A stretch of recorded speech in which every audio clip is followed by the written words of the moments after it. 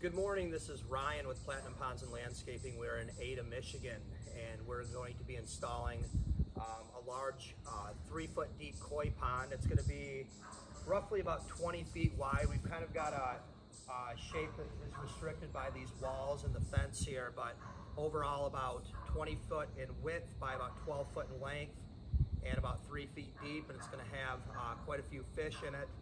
And so for that reason, we're going to be installing a wetland filter, and we're going to have some retaining walls coming across here.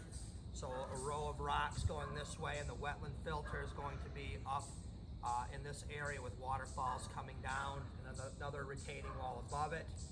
And then in this area in the front here, we're going to be putting in a patio so the homeowner has a place to enjoy the pond.